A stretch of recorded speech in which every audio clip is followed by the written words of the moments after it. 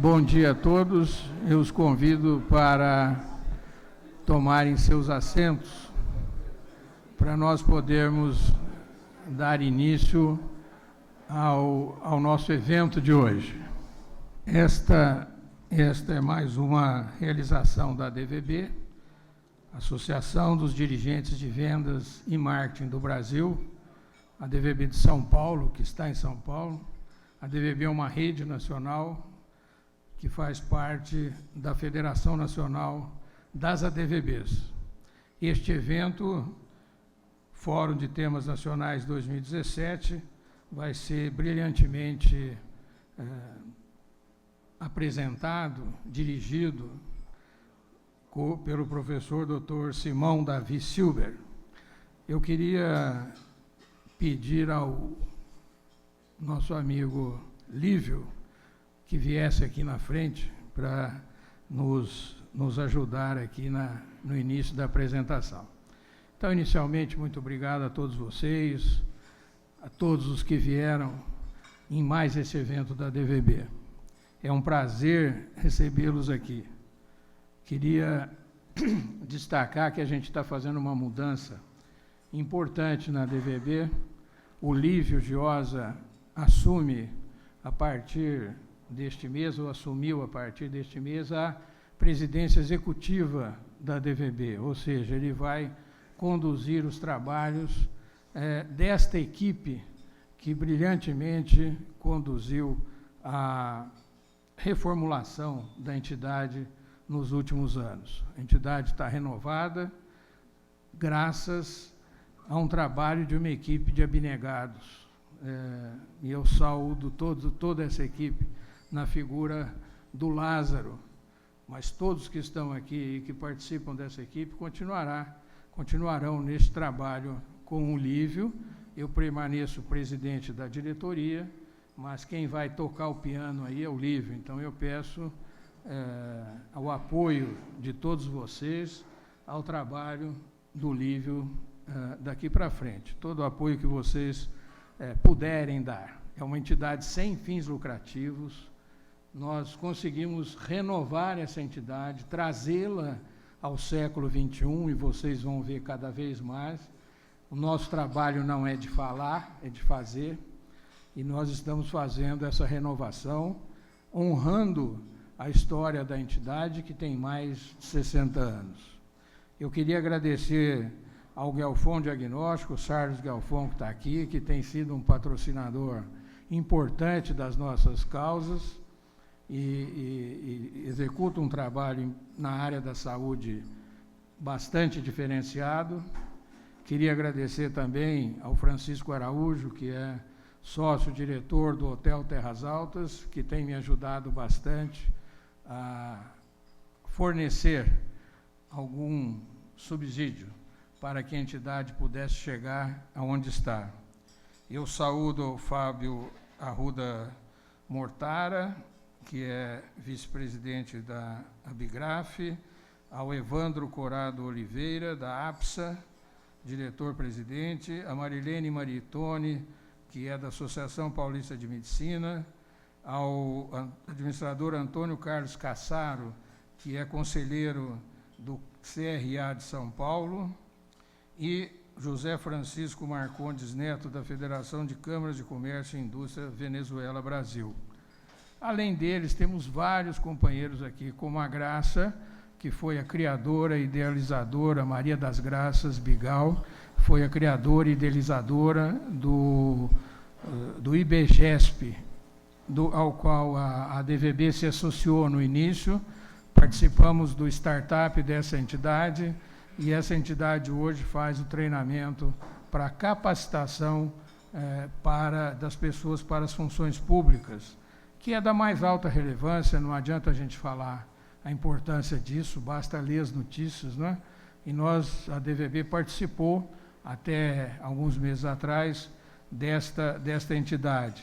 Também queria saudar aqui o meu amigo Aristides, presidente do SCAL Club, é uma organização internacional com quem a ADVB está elaborando, trabalhando e colocando no ar o programa Top Destinos Turísticos, trazendo a DVB de volta para a área do turismo. E também o Fernando Marques, que é coordenador geral do PNBE. Além do Luque, de quem vou falar daqui a pouco, que é o presidente da FIP e que hoje vem para este evento conosco. Todos esses apoios, todas essas instituições são muito importantes. Nós vivemos um momento no nosso país em que a gente despreza muito essa questão do fazer. O marketing parece que tem assumido um papel muito mais importante do que ele deve ter. Para se fazer uma venda e para se promover um produto, é preciso um trabalho insano. E no Brasil a gente está esquecendo um pouco disso. O governo tinha 139 bilhões calcado no orçamento de dívida, agora diz que é mais 58 bilhões, e agora vem com uma história de que vai aumentar os impostos. Os políticos tradicionais estão todos com o rabo no meio das pernas, porque estão se sentindo intimidados pela forma antiga de fazer política. Os novos políticos negam a política, como se a política pudesse ser simplesmente tirada da vida das pessoas. Ora, se existe poder, existe a política. A política é a arte de lutar para manter ou obter o poder. Então, esse negócio de dizer que a política não vale nada, vale sim. Aí, os políticos não fazem, os empresários se acovardam, se sentem injustiçados, mas não fazem nada organizadamente. E fazer não é ir na Paulista, pegar a bandeirinha, botar pato na frente da Fiesp, isso não é fazer, isso é marketing. É o que está caracterizando a nossa atividade. As nossas empresas precisam sobreviver, as nossas empresas precisam passar por essa turbulência. E o que nós estamos fazendo? Nada. Nada, reclamando. E os políticos novos que vêm dizem, eu não sou político, eu sou outra coisa que não é político. Que país é esse? Onde um cara lá de Curitiba, para um setor do agronegócio e joga o país numa teia infindável de ações negativas, e nada acontece. É claro que tem que apurar. É claro que nós, empresários, somos achacados no dia a dia por este Estado monstruoso que se instalou sobre nós com a nossa conivência. Então é preciso alertar que o judiciário não é tudo, eles não podem tudo. O legislativo tem que fazer alguma coisa para mostrar dignidade. O executivo não é só fazer conluios para ter voto e aprovar qualquer coisa para dizer que está fazendo. Precisamos acordar este país. E essa missão também é da ADVB.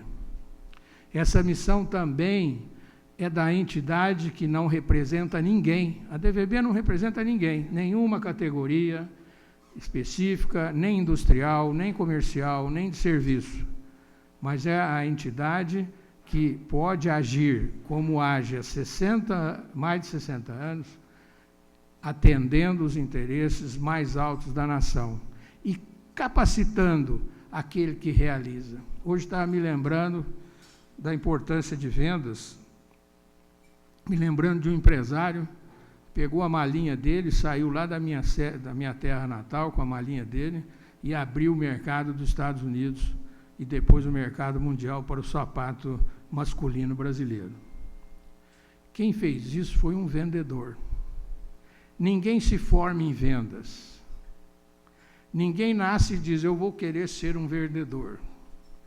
Nós somos frutos das circunstâncias. A vida nos leva a vender.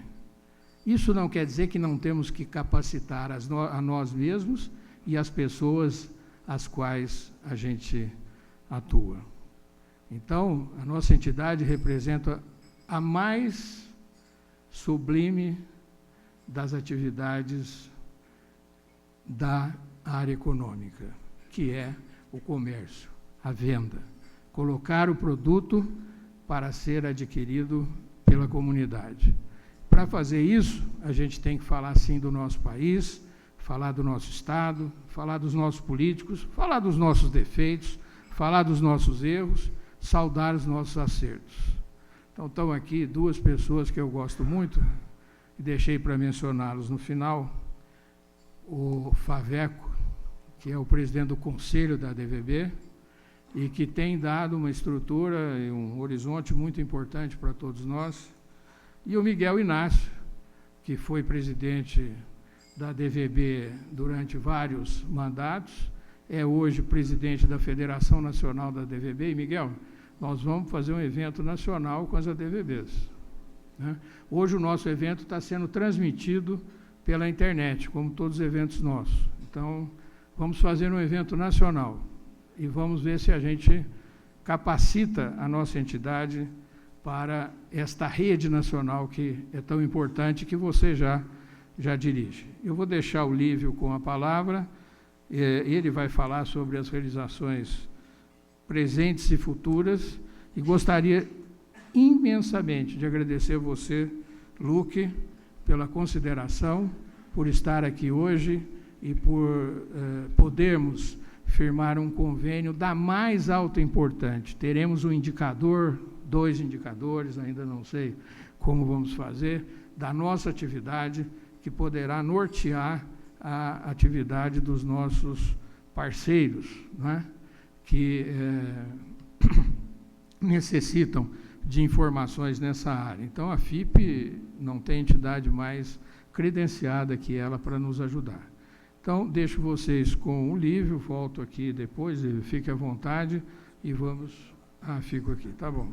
Então, muito obrigado a todos, e vamos continuar.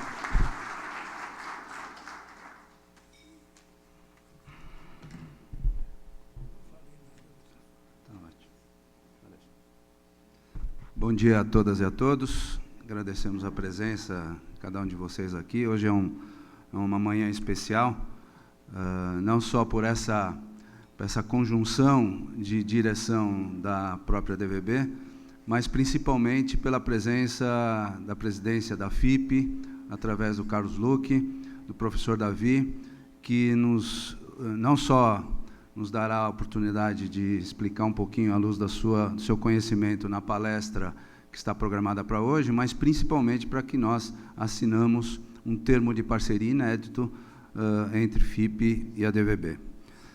Eu queria rapidamente, e o faço de uma maneira bem objetiva, de colocar para vocês um pouco do que já está acontecendo na DVB e o que virá. Portanto, hoje é um dia especial, um dia da gente apresentar um novo modelo que a DVB se coloca dentro desse cenário que o Latif tão bem nos colocou, no sentido da gente entender o papel de cada um dentro da sua missão empresarial, profissional e de cidadania, no sentido da gente promover um novo establishment para o país e que a gente possa ter uma visão de futuro muito mais adequada e virtuosa. A DVB se estabelece à luz de 3 grandes pilares, que é o pilar do conhecimento, o pilar do relacionamento e o pilar do reconhecimento. Esses 3 pilares serão abrangentemente colocados na nossa dimensão de trabalho nesses próximos meses, com projetos inovadores. O primeiro deles, este evento e todos os demais que definem conteúdo absolutamente diferenciado, está sendo transmitido ao vivo, por streaming, no nosso canal do YouTube. Portanto, estamos já dedicando um canal de conhecimento efetivo sobre vários temas. Introduziremos também nessa plataforma de conhecimento a modalidade de cursos à distância pela DVB e cursos via mobile. atingindo o máximo de pessoas interessadas em ter conhecimento nas áreas de marketing e vendas. Já estaremos lançando, nesses próximos dias, um programa inédito, baseado na questão, como a gente olha o middle marketing e olhar para esses líderes empresariais que estão emergindo nesse momento da economia brasileira e emergindo com capacitação e com sucesso. Novas premiações já estarão sendo organizadas também nesse ano. O Top de RH, com ênfase em endomarketing, e acabamos de finalizar o Top de Agronegócios, que também passa a ter presença no cenário das ações da DVB.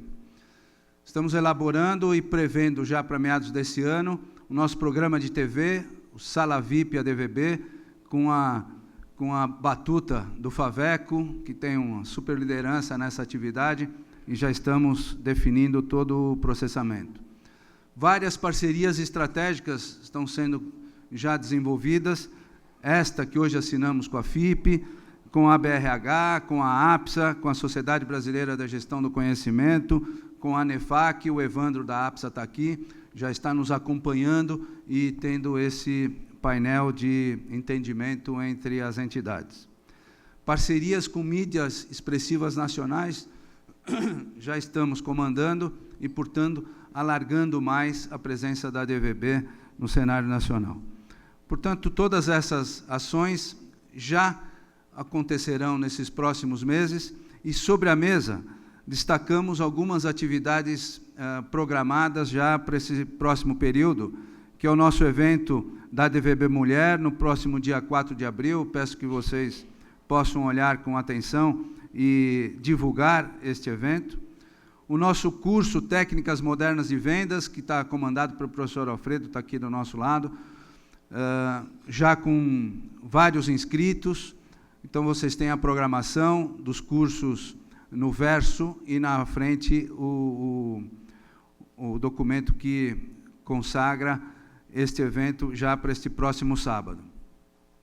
E, finalmente, a retomada dos nossos contatos com a nossa representação em Portugal, já definindo também uma plataforma de ação junto à DVP, que é a Associação dos Dirigentes de Vendas e Marketing de Portugal, com uma grande conferência e missão empresarial do setor de serviços para os dias 27, 28 e 29 de junho, já organizada, que vai acontecer nesse ano em Portugal.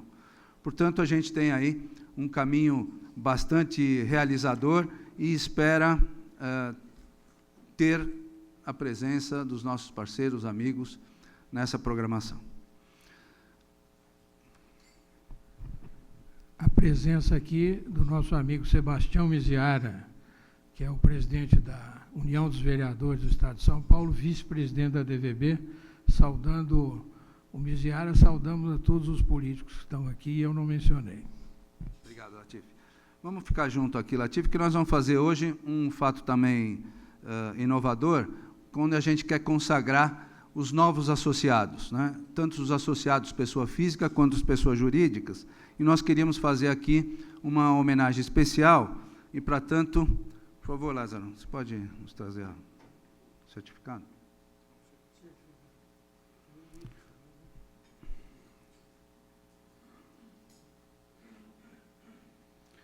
Nós queríamos chamar, por obséquio, o senhor Jorge Abel Pérez Brasil, representando a Brisque, corretora de seguros, para que você possa receber o nosso certificado como novo associado da nossa entidade.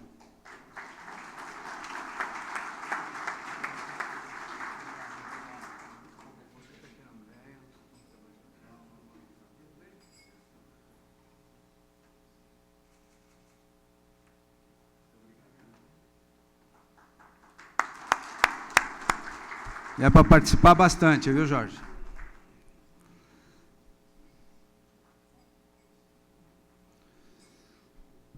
O nosso ponto mais importante do nosso dia hoje é esse acordo que assinaremos com a FIP. Para tanto, eu queria convidar o professor Carlos Luque, presidente da FIP, que pudesse vir aqui para suas palavras e considerações. Por favor.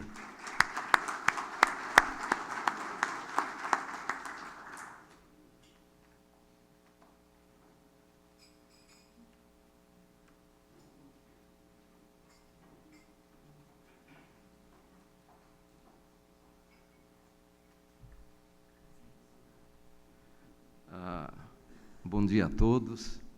É uma grande honra, uma alegria estar aqui presente com vocês nessa associação entre a Fundação Instituto de Pesquisas Econômicas e a DVB. Eu queria agradecer muito ao Dr. Latif, Dr. Lívio Giosa, porque além da parceria entre as instituições, que eu espero que seja frutífera e que represente os indicadores que, porventura, sejam desenvolvidos, eles apontem para uma direção de um crescimento econômico da nossa economia, é uma parceria entre amigos. Dr. Latif, Dr. Lívio, o Miziara. Eu queria destacar particularmente, eu não poderia deixar de destacar a presença do meu mestre, Dr. Miguel. Ele foi meu professor de matemática no cursinho Santa Inês em 1900. Não, já não tinha. Já não. E ele ficava contente quando ele reparava que algum dos alunos também começava a perder os cabelos. Então, a presença do Miguel, 50 anos atrás, para mim é uma grande alegria fazer essa parceria pela presença de tão amigos queridos. Muito obrigado.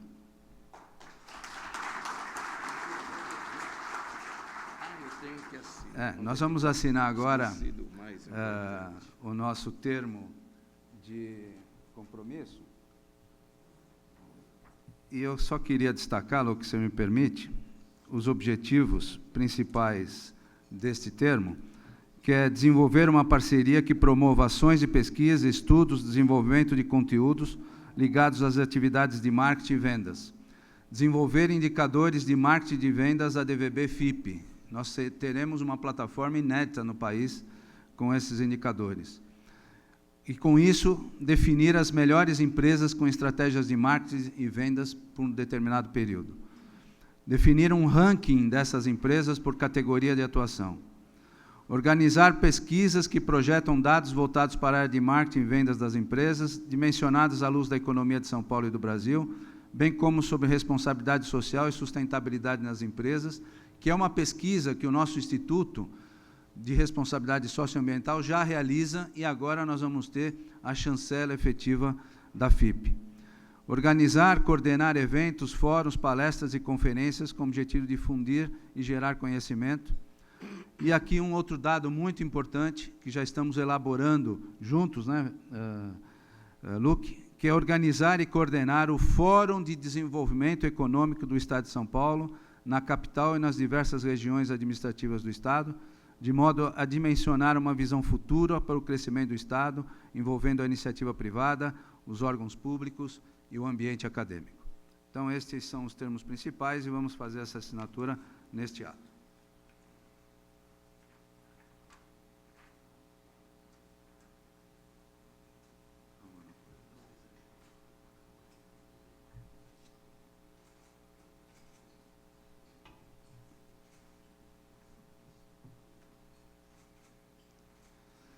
Eu queria chamar, Latif, se me permite, o Miziara, o Miguel, o Faveco, para que venham até aqui para assinarem como testemunhas neste momento. Mais alguém? Não deixou falar. Olá, tudo bem?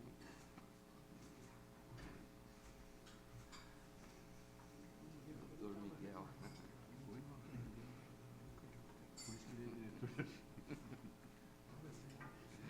Meu amigo. E aí, tudo bem? Que bom te ver.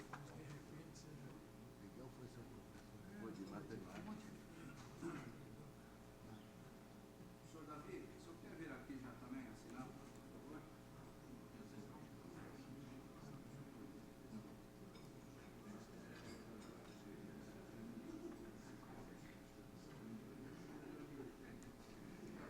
Miguel. Sempre sabe uma alegria.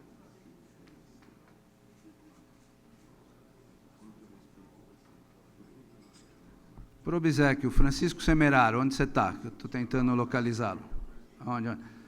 Como conselheiro da DVB, se puder participar da assinatura também, te agradeço.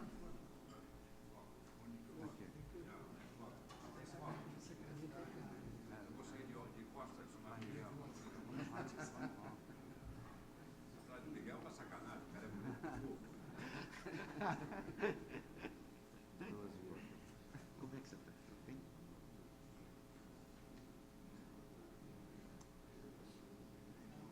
Ah, tá. Claro.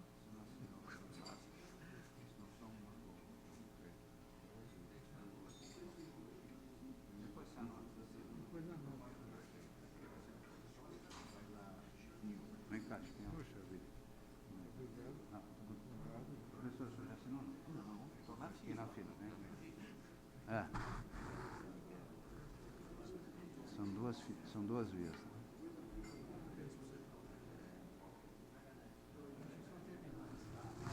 Imagina, professor, eu já ia assinar. Eu vou querer me afastar um pouquinho. Se for Púlpito. Pode ser. Alguma coisa móvel. Com quem que eu... Você fala, você vem. Estou tranquilo. Professor, assinatura. Ah, você já assinou? Já assinou? Não, O senhor agora. é minha vez.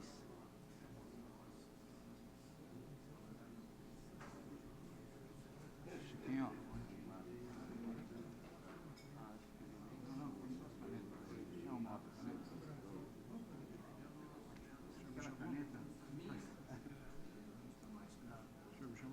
Isso, o professor está pedindo o microfone sem fio.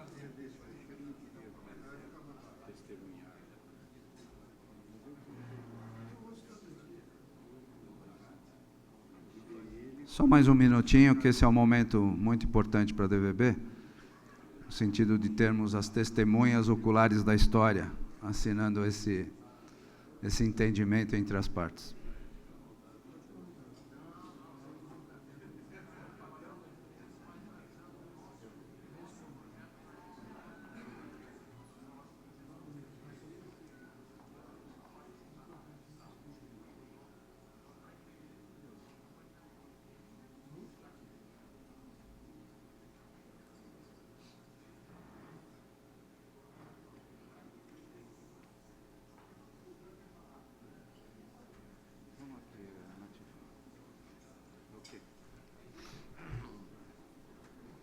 Nós vamos fazer agora a entrega do livro da DVB, com as personalidades do ano, um livro espetacular, extraordinário, que define, através dele, a história do desenvolvimento econômico do país. Vamos fazer uma entrega ao professor Carlos Luque, presidente da FIP.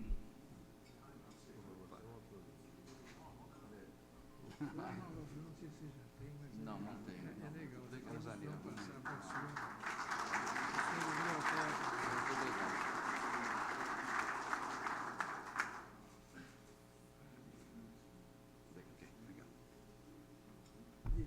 Vamos lá. Eu pediria só uma licença. O Miseara queria falar sobre o top de turismo, viu, Ari? Você deixa de falar? Então tá. E quem não votou ainda tem um tablet para fazer a votação dos destinos turísticos, né? Rapidinho, só para... Eu gostaria de chamar o Aristides aqui, por gentileza. O presidente Latifi Abrão Júnior, bom dia a todos, ele iniciou uma série de atividades na DVB com o objetivo de expandir as ações, trazer o interior para dentro de São Paulo. O interior é o segundo maior mercado consumidor do Brasil e o objetivo da DVB é exatamente esse, é prestigiar as empresas paulistanas, paulistas, dentro deste processo de divulgação. A economia, no segundo semestre, tende a melhorar, segundo os economistas. O emprego retoma, 2018 começa um novo Brasil, é o que os economistas falam, e a expectativa, a esperança, elas têm que predominar nos nossos corações. Muito bem, dentro dessa expectativa, o maior incentivador desse setor de crescimento é o turismo, empregador mundial em prioridade absoluta no ranking das expectativas. O turismo ele está na meta da ADVB como divulgador. Então, foi criado o Top de Turismo, que vai acontecer o Top de Turismo, destinos turísticos do Estado de São Paulo. O turismo doméstico está incentivado pelo Ministério de Turismo. A ADVB assumiu o controle da divulgação do turismo no interior. E ontem nós tivemos reunido com Aristides Cury, presidente da SCAL São Paulo, responsável pelo setor de turismo, nomeado pelo presidente Latifi, para fazer o trabalho de divulgação dos destinos turísticos do Estado. A votação é extremamente democrática e nós decidimos que os parlamentos regionais, criados pela União de Vereadores do Estado de São Paulo, que já estão em número de 27 no Estado, portanto, já atingindo 600 municípios, começam a participar do processo de divulgação. O secretário da Casa Civil recebe no dia 19 o primeiro parlamento, que é da região da Bragantina, onde tem instâncias e onde tem municípios de interesse turístico. O governador do Estado, no mês de abril, recebe todos os parlamentos e a meta de cada um é colocar todos os municípios votando. E aí começa a divulgação simultânea, destinos turísticos e o processo da DVB encampando este trabalho. Portanto, eu quero destacar aos senhores e às senhoras que a DVB, a par de todas essas realizações citadas pelo Lívio, está também com os olhos voltados e as mãos engajadas no processo de divulgação do turismo. Obrigado, nosso amigo, pelas palavras gentis. O Miziara é sempre um companheirão. Eu gostaria de chamar, sem mais delongas, o professor Dr. Simão Davi Silber para proferir esta palestra, que é o motivo principal deste evento. O professor Simão é membro do Conselho Curador da FIP, pesquisador da FIP, lembrando que ele é economista pela Universidade de São Paulo, tem o seu mestrado pela Fundação Getúlio Vargas do Rio de Janeiro e o doutorado pela Yale University, nos Estados Unidos, na Universidade de Yale. É uma pessoa conhecida, um profissional de reconhecido gabarito, e vai nos brindar com a palestra cujo tema é Perspectiva de Crescimento da Economia Brasileira. Professor Simão, por favor. Muito obrigado. Tá ok. Muito obrigado, Lívio. Bom dia a todos. Para mim é um duplo privilégio estar nesse evento. Em primeiro lugar, por participar do Fórum de Temas Nacionais, dessa série, desse ciclo de palestras sobre perspectivas do Brasil sobre vários aspectos. E, em segundo lugar, pela assinatura como membro da FIP, do Conselho Curador, como pesquisador, do convênio que está sendo assinado com uma instituição tão importante como a DVB, que os frutos, eu acredito, que vocês verão no futuro, serão extremamente importantes. Eu escolhi discutir com vocês quais são as perspectivas da economia brasileira para os próximos 2 anos, e a síntese do que eu vou falar, o Miziara, infelizmente, ele já antecipou tudo. Tá? Nós estamos começando a recuperação e o ano que vem vai ser um ano bem razoável. Tá? Então, não vai fugir dessa conclusão bem simples. Vou fazer um apanhado da evolução da economia brasileira e chamar muito a atenção de vocês de expectativas de como se está se vendo o Brasil um pouco mais à frente, dado o que já está acontecendo, principalmente a partir de 2016, do ano passado, aqui no Brasil, do ponto de vista político, mas é mais no sentido da política macroeconômica, que está sendo consertada, né? E isso está criando uma perspectiva mais favorável para o nosso país. O primeiro ponto que eu quero chamar a atenção de vocês é que, com as informações que nós temos até esse mês, tá? Nós já estamos fechando o mês de março, eu diria o seguinte: nós já temos indicações de que nós chegamos no fundo do poço, que já é uma primeira notícia razoável, e nós teremos uma recuperação. Tá? E vocês podem ver pelo título, neste ano, uma recuperação bastante modesta, que já está ocorrendo pelas informações que a gente tem no primeiro trimestre. Então, a partir de agora, nós temos um crescimento moderado, tá? Em 2017 e, pelas projeções que nós temos, um desempenho bastante razoável em 2018. Então, a pergunta é por quê, e eu vou apresentar com números esse tipo de resultado, mas antes disso eu quero, de uma maneira organizada e sumária, fazer uma revisão do que nós tivemos. Tá?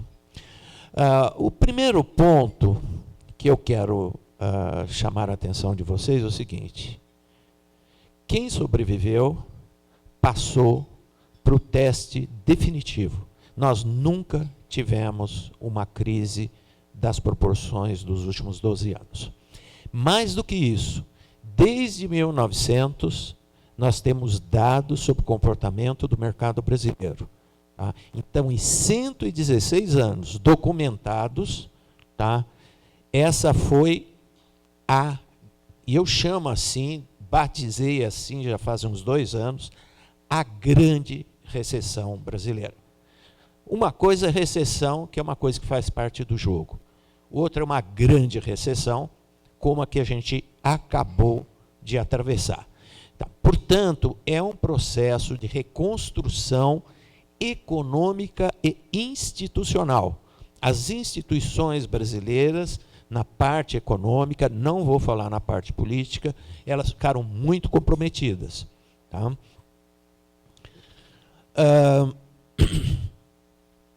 Quanto que o mercado brasileiro encolheu em 2 anos? 7,2% em termos absolutos.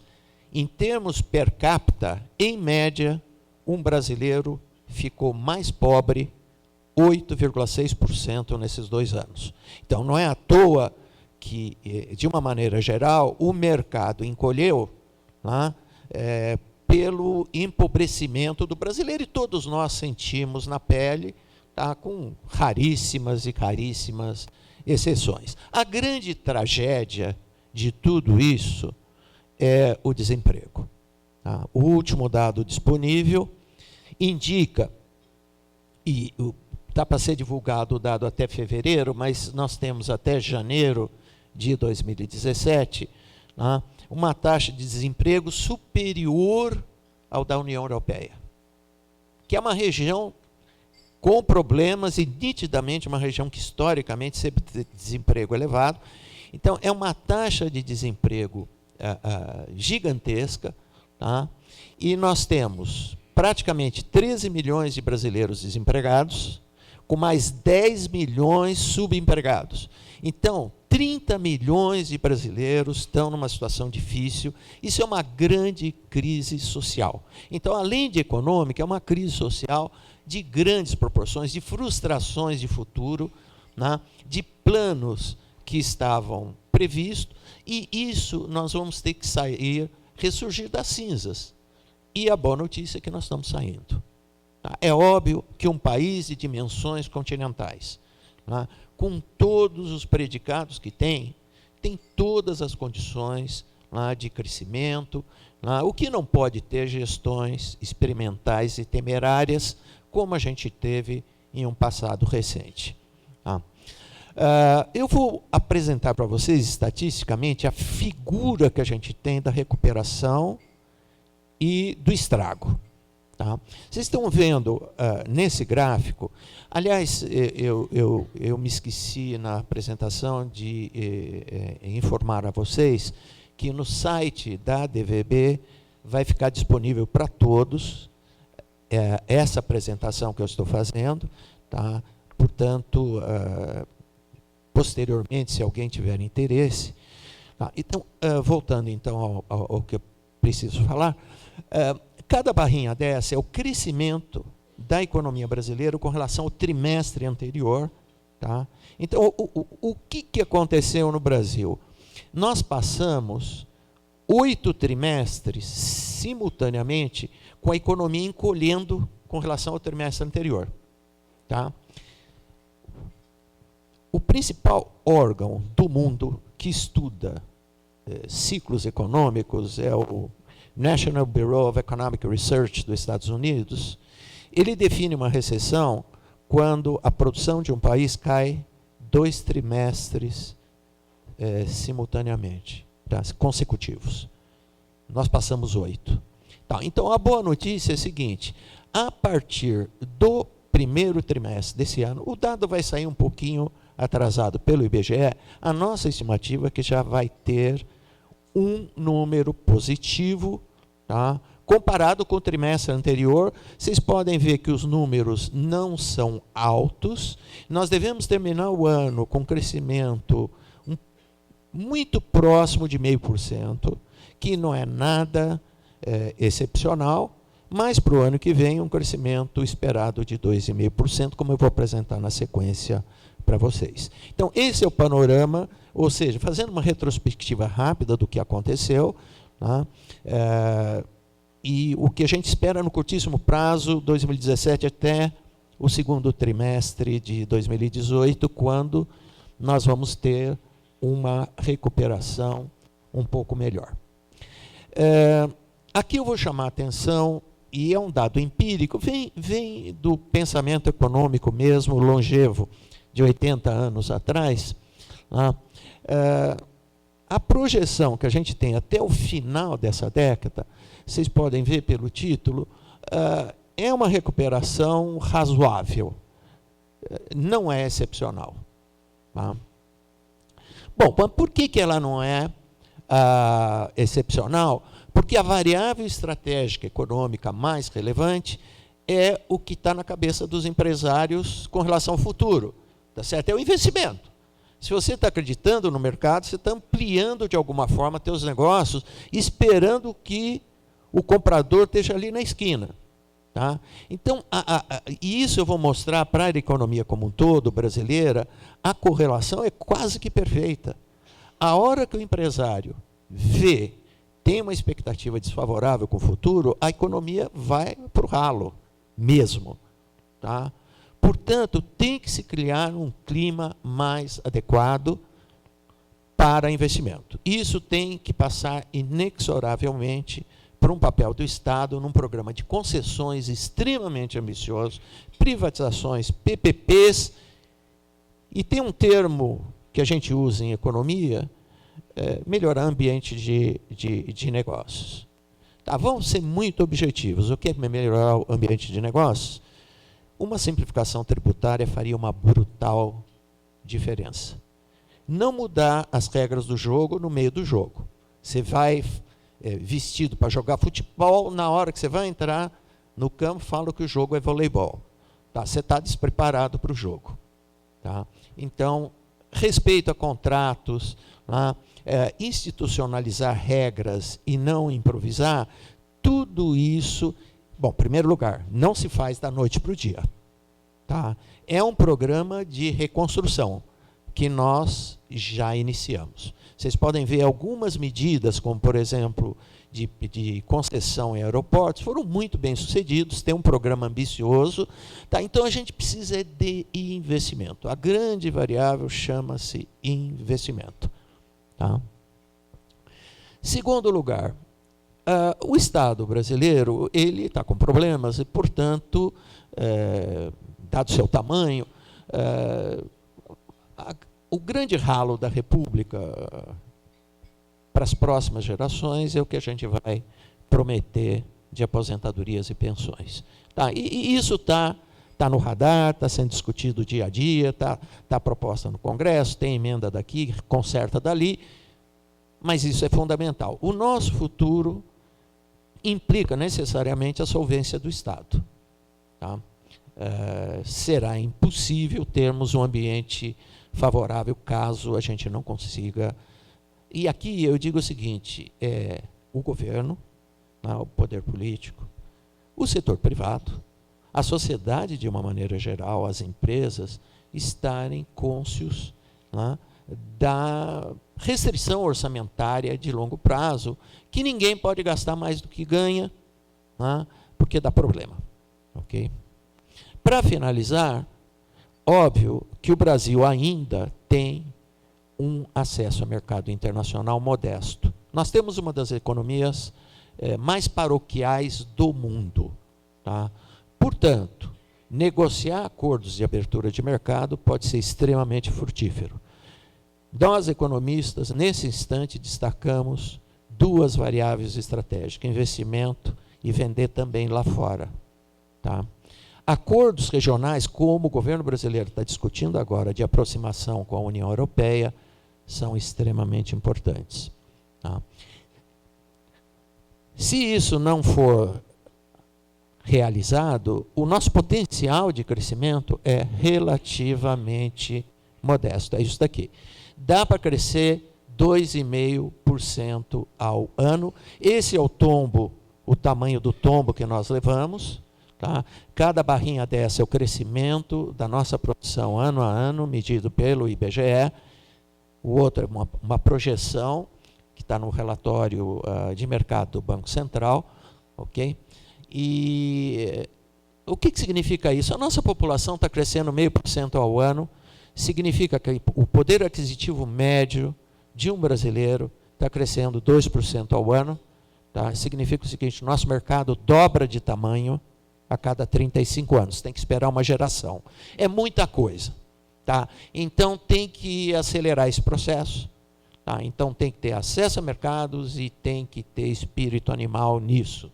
Tem que ter um empresário aceitando, percebendo que institucionalmente o país está estável,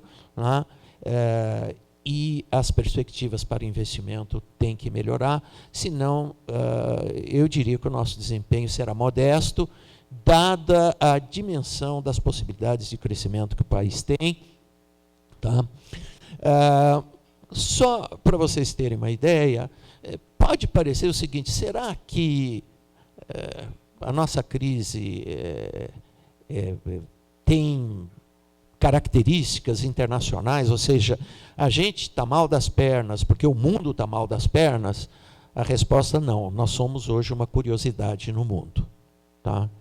E eu vou mostrar isso para vocês com um único gráfico. O que eu fiz aqui é o seguinte, é um expediente muito usado em economia, escolhe-se uma base, faz igual a 100. Tá? Então, isso significa o seguinte, quando o número dobrou, foi para 200, dobrou o tamanho do mercado. Tá? Então, vocês estão vendo aqui os países em desenvolvimento, tá? Em 1990, fazendo o tamanho do mercado deles igual a 100, tá? Aqui é 360, para ser exato, 359. Tá? Então, o mercado dos países em desenvolvimento, nesse período, aumentou 260%. Tá?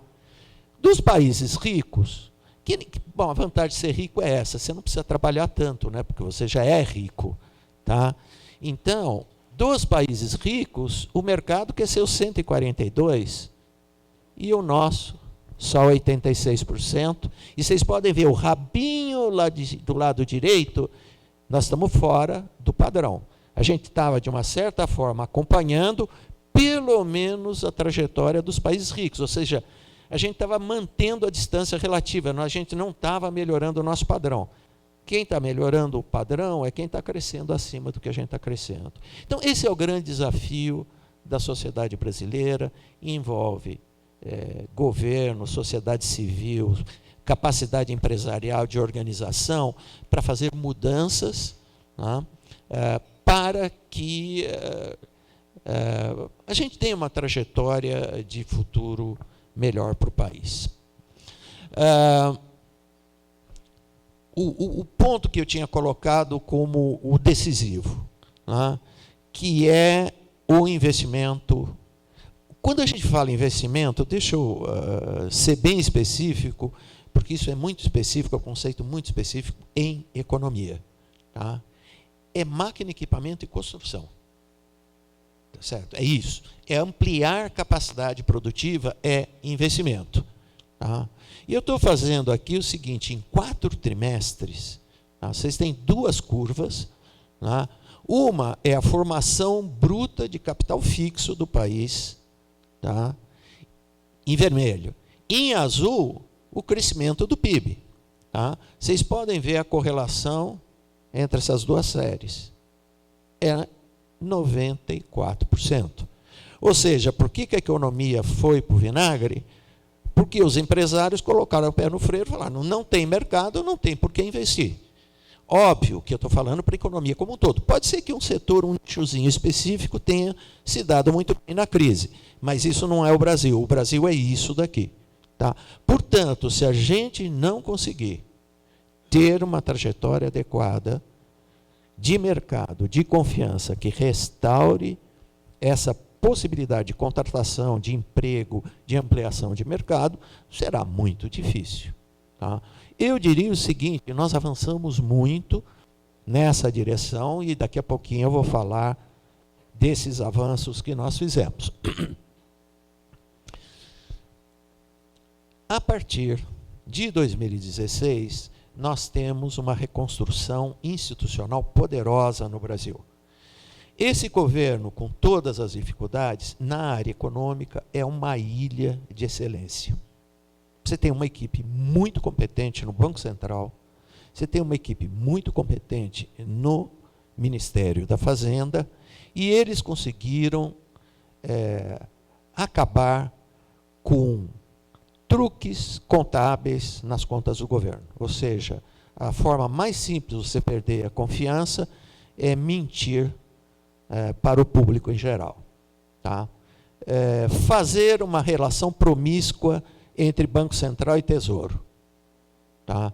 Coisa que seria totalmente indesejável. Desrespeitar a lei de responsabilidade fiscal. Quer dizer, foi um desastre total, né? Que começou a ser reconstruído a partir de meados, a partir de agosto, principalmente a partir de agosto de 2016, e mudaram, aqui eu estou falando de expectativas, eu estou falando em futuro, de como o mercado está vendo o futuro brasileiro. E eu vou utilizar expectativas com relação à inflação e juros, que são 2 componentes importantes para a melhoria de mercado e de expectativa, porque isso mexe com poder aquisitivo e mexe com o custo do dinheiro. Tá? Então, deixa eu apresentar para vocês. O expediente que eu achei mais simples de apresentar para vocês foi o seguinte. Eu peguei, na primeira data, no dia 4 de janeiro de 2016, tá? E fui ver 2 informações lá que refletem expectativas. Os contratos futuros na BMF de juros, para 12 meses na frente. Então, cada pontinho que está aqui ou está aqui, é como você está vendo o juro no futuro, tá? E como você está vendo a inflação 12 meses à frente. É sempre 12 meses à frente. O último dado, agora, finalzinho de março, isso daí é expectativa para março de 2018. Então, é como você está vendo o futuro, e vocês podem ver o seguinte, eu coloquei até 2 números para cada série, tá? Então, há 15 meses atrás, quem estava olhando um ano na frente, via um juro básico, porque isso é uma aproximação muito boa para Selic e CDI, de 15,8%, e hoje está vendo, eu também não estou vendo, tá? 9,69, mas tudo bem. O que eu quero trazer para vocês não é o número exato, mas aqui se via uma inflação próxima a 7%, e aqui é 4,5%, que é dentro da meta. Então, óbvio, quem está fazendo essa expectativa, tá certo? São empresas, bancos, corretoras, que estão fazendo projeções, ou quem está indo no mercado futuro e fazendo um contrato, acreditando que daqui a um ano o juro vai ser esse que está aí. Então, isso é expectativa, ninguém está dizendo que é concreto, mas claramente é uma mudança de cenário, tá? Que já está se materializando no nível de atividade econômica. Tá? Portanto, a expectativa é favorável, sim, porque, com todas as limitações políticas, que eu não tenho tempo de falar aqui, o que está se fazendo na economia é uma mudança muito radical, tá, ao desmanche que se fez do Estado brasileiro, particularmente entre 2011 e 2015. Tá? Nós estamos num processo de reconstrução, tá, que está sendo visto como muito favorável. Tá? São expectativas favoráveis. Como eu comentei, 2017, a recuperação é muito modesta. Eu vou mostrar para vocês, na sequência, como é que o mercado, e esse é um dado do Banco Central, o Banco Central, toda semana, ele pergunta para aproximadamente 100 grandes corporações aqui no Brasil, bancos, empresas, consultorias, que projeção que eles estão fazendo para o próximo ano. Tá? Então, aqui eu tenho, desde o comecinho de 2016, a pergunta continua a mesma. Como é que vocês estão vendo 2018? E vocês podem ver, dadas as flutuações, dependendo do que estava acontecendo, algum problema político, inequivocamente o mercado está muito mais otimista para 2018. Tá? E que confirma aquilo que eu tinha falado. 2017, uma recuperação muito modesta, de uma base muito pequena, já encolhida, mas 2018 a economia está indo em direção aos 2,5%, e o grande desafio da nossa sociedade, fazemos os ajustes, as reformas, criamos um clima favorável para o crescimento, a gente tem que ter o engenho e arte como sociedade, tá, de misturar ajustes e reformas com crescimento. Só ajuste não resolve, tá? O crescimento, portanto, tem que dar estímulos. Ok? E alguns eu já comentei com vocês. No final eu vou fazer uma síntese do que atrapalhou e, por analogia, do que vai ajudar. Se a gente olhar mundialmente, a percepção de Brasil mudou radicalmente. Tá? Ou seja, a expectativa é que o Brasil está indo na direção certa. E eu vou mostrar esse dado para vocês através do spread, do título do governo brasileiro fora do Brasil. Tá? Isso daqui é um adicional de juros que se pede ao ano para carregar o título brasileiro fora do Brasil, comparado com o título do Tesouro Americano, que é considerado o título mais seguro do mundo, o AAA. Os Estados Unidos nunca fez uma moratória em 240 anos, aparentemente não vai fazer. Tá? Vocês podem ver o seguinte. No dia 2 de dezembro de 2016, foi aceito o pedido de impeachment da Dilma. Tá ali, eu identifiquei. Tá? Então, vocês podem ver o seguinte, qual a caixa de ressonância da confiança no país? É o câmbio, tá?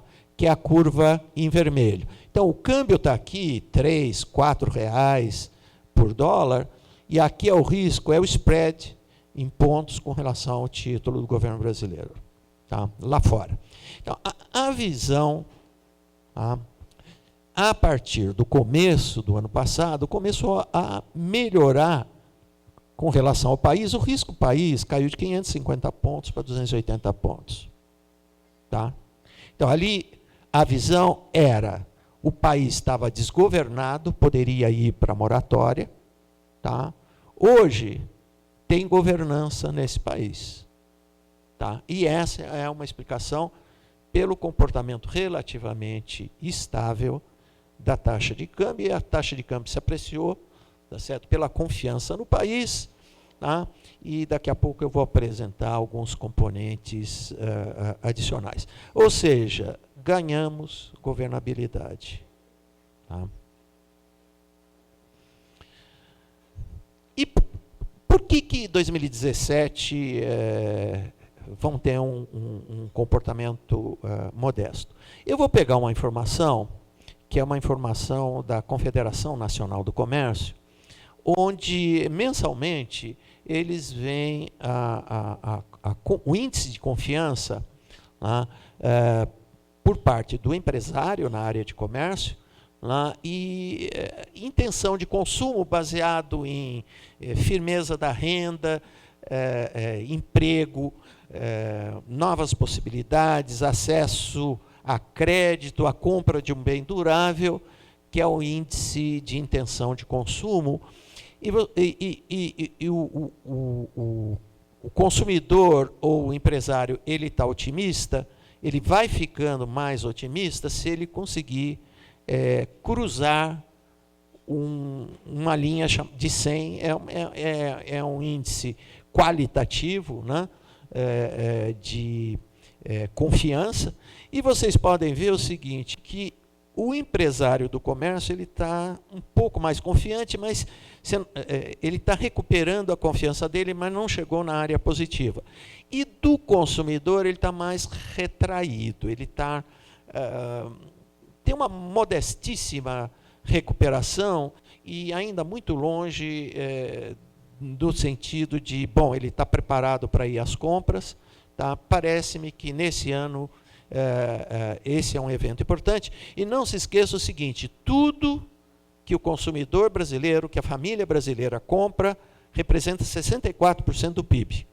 Quase 2/3 do que é produzido no Brasil vai para dentro de um domicílio aqui, dos 60 milhões de domicílios que a gente tem no Brasil.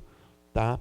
Então, portanto, se o consumidor tiver arredio, óbvio, aqui eu tenho uma razão importante para que em 2017 o mercado não tenha um desempenho tão forte no agregado.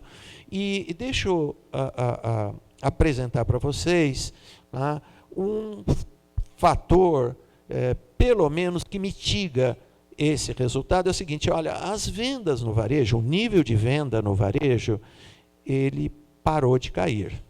Tá? É uma coisa que eu tinha comentado bem no início da minha apresentação. Então, deixa eu mostrar para vocês o que foi o Brasil, o que é o Brasil e para onde que a gente vai para a recuperação melhor a partir de 2018. Essa curva é venda real. É como se fosse uma venda física. É o número de quilos de feijão que você está vendendo, o número de televisões, de carros ou serviços. Tá? Portanto, é um índice físico.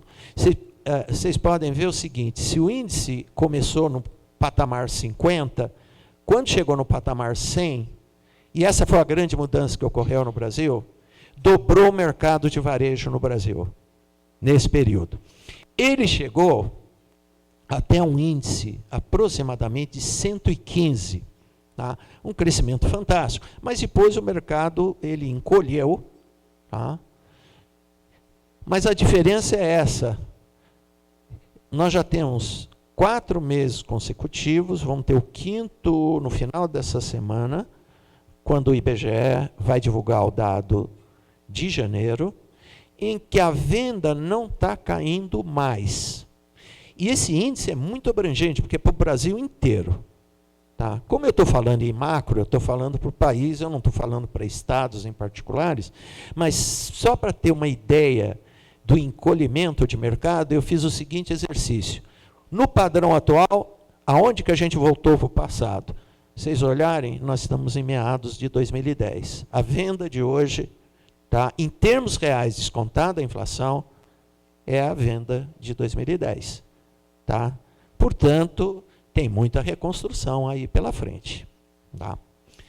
Por que 2017 a recuperação é modesta? Eu vou dar mais uma informação. Essa é mais objetiva ainda, porque não está pegando o espírito de confiança nem do consumidor, nem do empresário. A gente vai olhar dois números muito objetivos. O poder de compra do brasileiro e a taxa de desemprego.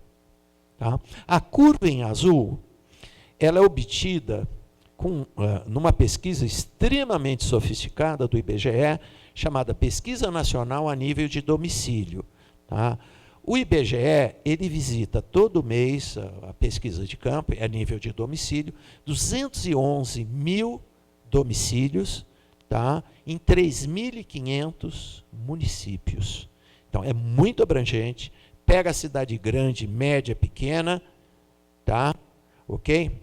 E mede uma espécie, chama-se massa salarial, uma folha de pagamento urbano, que pega gente que trabalha no mercado formal, informal, porque é feito a nível de domicílio, e vocês podem ver, a primeira variável aqui é a seguinte, essa em azul, tá? Então, esse é o poder aquisitivo da família, porque é o número de pessoas que trabalha, tá, vezes o salário real. Então, é o poder de compra, é aquilo que você tem para gastar. Um encolhimento de aproximadamente 7% no poder aquisitivo da família brasileira a partir de 2015. Tá? O nível de renda, e esse dado está bastante atualizado até o comecinho desse ano, na média trimestral, tá? Significa o seguinte, olha, tem menos dinheiro para gastar. Mais do que isso, a insegurança aumentou porque a curva vermelha, que é a taxa de desemprego, disparou. Tá? Então, é óbvio que, devagarzinho, e isso o Miziara já comentou, tá? A produção começa a se recuperar, mas o emprego é o último a se recuperar. A nossa estimativa é que, no terceiro trimestre, a taxa de desemprego começa a diminuir. Tá? Portanto, é isso que a gente pode falar. De 2017, eu vou apresentar mais um dado na mesma direção, dizendo o seguinte, olha, se a gente pegar outros indicadores de estabilização e início de recuperação, eu vou pegar o setor industrial. A indústria brasileira, ela representa quase 23% do PIB e a sua produção parou de cair. Tá? Eu vou mostrar essa figura para vocês, é o mesmo tipo, produção física da indústria. O IBGE calcula uma produção física mensal, tá? Portanto, esse é nível da atividade da indústria brasileira de transformação. Tá? Isso é a crise de 2008 e 2009, e vocês podem ver que a nossa é muito mais atual, é muito mais duradoura, mas tem um rabinho aqui dizendo o seguinte, olha, a indústria está dando o ar da graça no período mais recente, mas, de novo, eu estou lembrando para vocês o seguinte, tá? De onde, que tombo que a gente levou. Tá? No caso da indústria, é mais dramático. A indústria está com nível de produção de 2004. Tá? Okay? De 13 anos atrás. Okay? Então, esse estrago tem conserto. Tá? A gente vai ver no fechamento, tá? Eu vou fazer uma ementa, tá? Com as medidas que desorganizaram o país e, portanto, em que medida a gente está revertendo esse processo. Eu diria que a gente está revertendo, sim. Tá? Aqui, câmbio tem um papel decisivo. Mas eu volto ao ponto daqui a pouco. Tá? E deixa eu resumir para vocês por que o mercado brasileiro encolheu tanto. Tá? E, óbvio, não vou ter uma enciclopédia para colocar todos os itens, mas eu separei aqueles que eu considero os mais importantes, que contribuíram para o encolhimento do mercado brasileiro e que, portanto, qualquer reversão ajuda. E vários deles a reversão já está ocorrendo, por isso que o mercado ficou mais otimista com relação principalmente a 2018. Bom, então a pergunta básica é o seguinte: por que o investimento caiu? E, obviamente, puxou a produção junto. Primeira resposta: como não se controlou a inflação até a eleição, tá? O que se controlou foi preço. A hora que acabou a eleição, soltaram os preços, a inflação disparou, aumentaram os juros e aumentou para todo mundo. Obviamente, isso teve um impacto muito grande na expansão do crédito e aumentou a inadimplência. Então, eu já vou falando na sequência. O juro no Brasil está em queda. Prestem atenção no que eu falei. Eu não estou falando que o juro é baixo no Brasil, mas ele está em queda. Portanto, isso ajuda, em primeiro lugar, na inadimplência. Em alguma hora, isso deve ajudar a recuperação do crédito. Segundo lugar, as empresas, as pessoas e o próprio governo, no período mais favorável, e isso não é nenhuma novidade, as expectativas são favoráveis, você se endivida mais. Tá? Uma redução da taxa de juros permite gerenciamento melhor de dívidas, tá? Permite o aparecimento de oportunidades de lucros mais adequadas. Portanto, eu diria o seguinte: como a taxa básica de juros vai cair para 8 ou 8,25 no final desse ano, abre-se uma janela, tá certo, favorável à gestão de dívida e um reinício de expansão de crédito na economia brasileira. 3, taxa de câmbio acabou ficando apreciada, né? Ou seja, a taxa de câmbio relativamente é baixa, né? Eu acho que a proposta que a FIP tem, o Luque, mais um colega, a gente escreveu um artigo sobre isso recentemente no Valor Econômico, tem que fazer uma intervenção para coibir um pouco o capital especulativo no Brasil, porque isso derruba muito o câmbio, e isso é fatal para a indústria. O setor de serviços concorre pouco com o importado. A agricultura é extremamente competitiva e o preço mundial subiu, então o câmbio não é tão importante. O câmbio é fatal para a indústria, porque se for baixo, o chinês vem aqui e come tudo.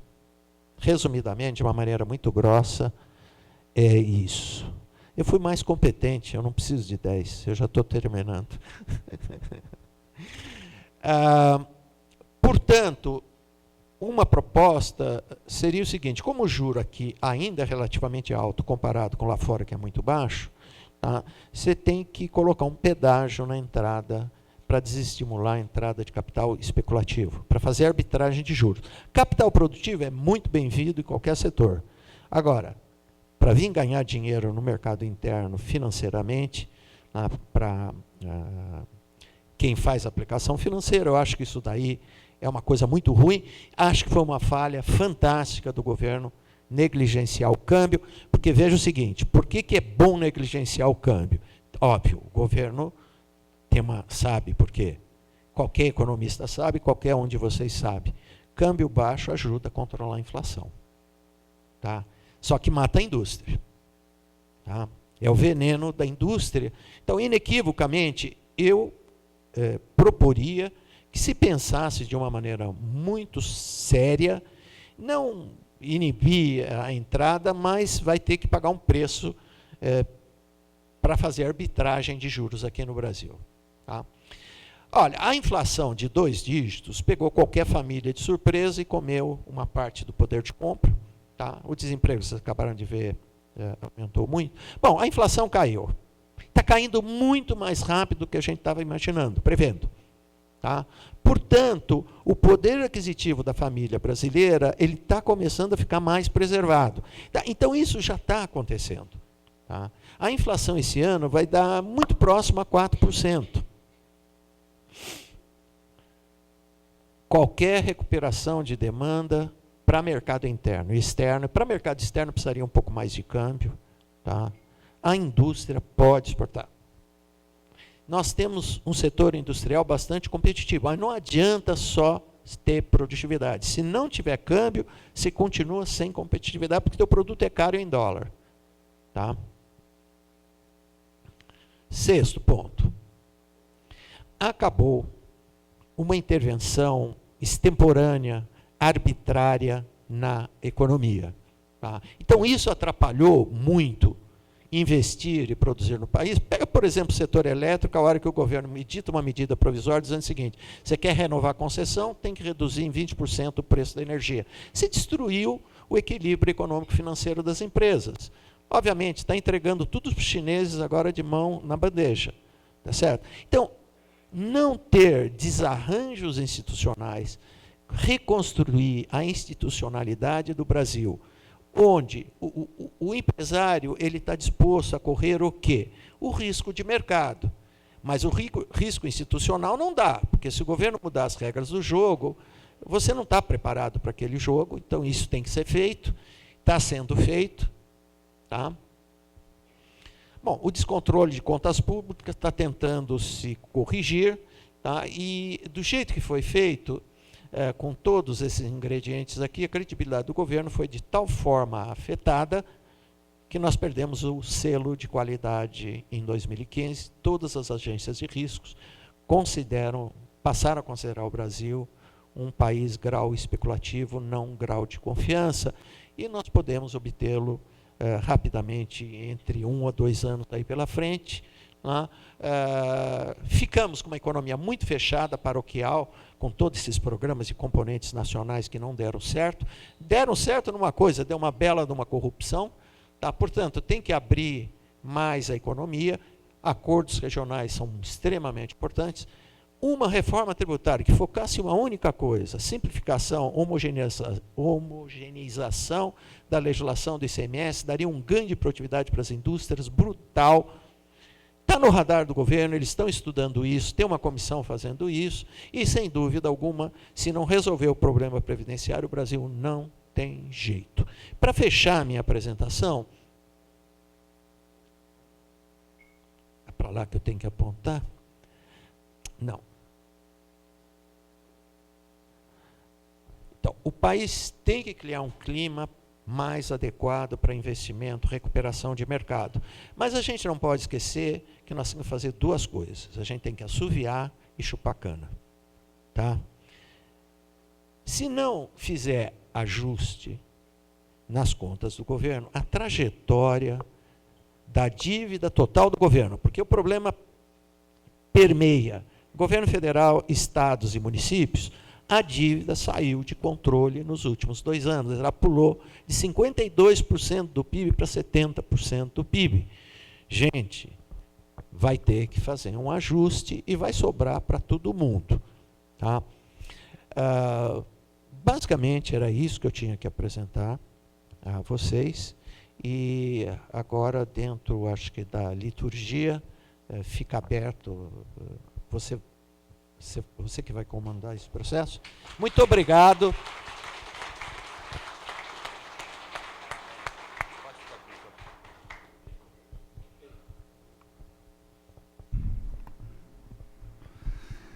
Nós vamos permitir, pelo adiantado da hora, por favor, 2 perguntas que possam ser feitas. Os microfones estão espalhados, levanta a mão quem tiver interesse em fazer a pergunta.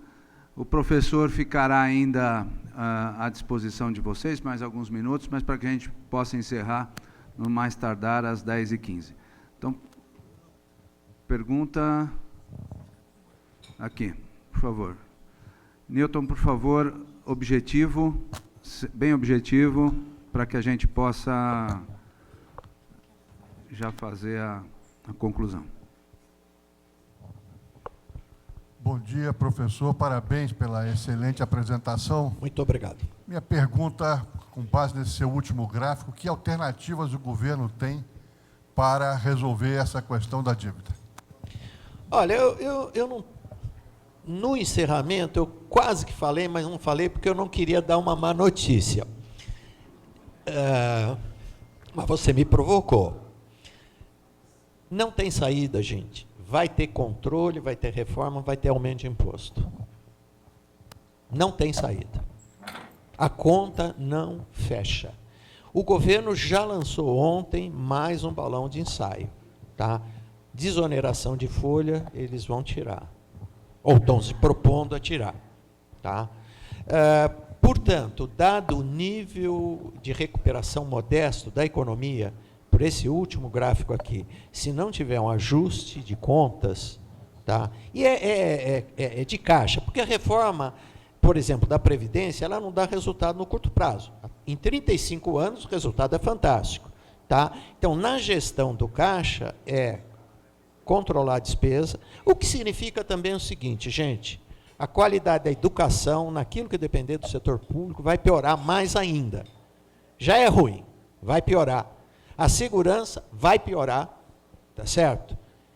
A saúde vai piorar porque não vai ter dinheiro e vai ter que fazer esse controle no caixa, não vai ser o suficiente, o governo está tateando, mas ele, em alguma hora, ele vai dar o bote no nosso bolso.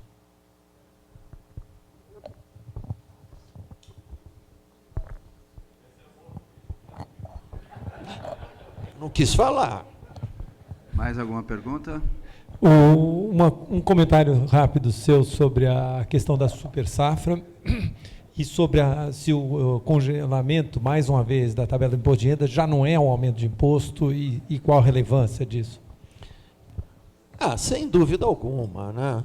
O governo, ele é um grande sócio da inflação, porque não só a pessoa física, como você comentou, a pessoa jurídica, ela paga imposto com base no faturamento nominal, não no real. Então, se a inflação subir, você paga mais imposto. Tá certo? E o governo é muito perverso, ele sabe muito bem disso, então ele não... A tabela do imposto de renda, um exemplo muito simples, a inflação no ano passado foi 6,4%, tá certo? Se tiver um aumento de salário de 6,4%, você não teve aumento de renda. Tá certo? Mas você vai pagar muito mais imposto de renda, por quê? Porque a Secretaria da Receita Federal, ela não mexe na tabela, você pula de alíquota e paga mais imposto. Claro, isso já ocorreu. A super safra, por questão de tempo, eu tinha que selecionar algumas coisas, eu não falei. Uma parte importante do Brasil vem do agronegócio, mas muito importante mesmo, muito mais do que a produção em si, porque ela depende muito de serviços, tá certo? Então, se você fizer de uma maneira mais sofisticada todos os efeitos para trás e para frente de uma grande safra agrícola, isso pega de 27% a 28% do PIB brasileiro. Então, é um windfall gain, ganhamos na loteria com uma grande safra, isso vai ajudar muito. Tá? Vai ter essa recuperação, tá? Que vai ajudar muito, particularmente esse ano, onde a economia ainda está muito esfriada. Senão, nós não teríamos crescimento esse ano se não fosse a super safra que a gente vai ter de grãos. Tá?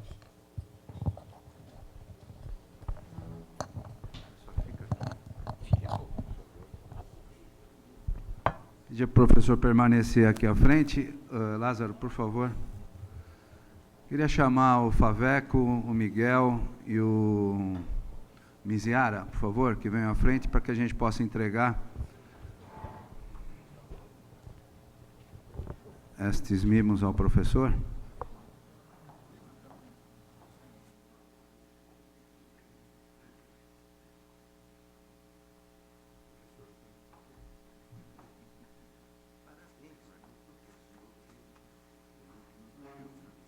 Que eu quero sair na foto. Peraí, eu também quero.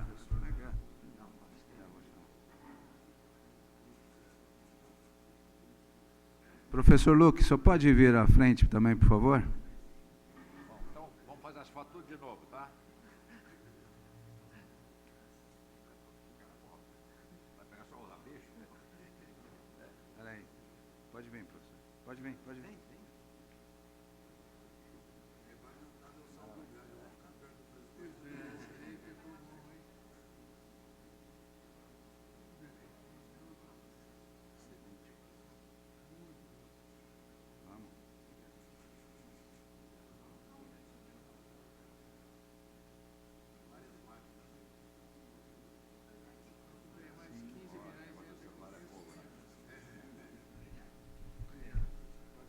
O livro. Você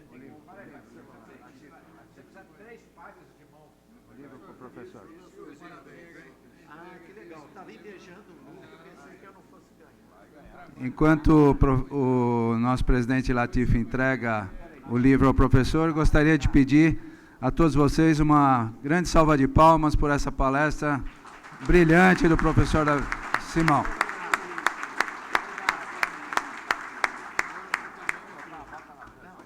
Queria notificar a todos vocês que no próximo dia 8 de maio já está confirmado o nosso almoço do Fórum de Temas Nacionais com o ministro do Trabalho, Ronaldo Nogueira. Todos vocês serão comunicados, mas é bom já fazer aí anotar na sua agenda para que a gente possa contar com a presença de todos. Latif, por favor, para suas palavras de encerramento.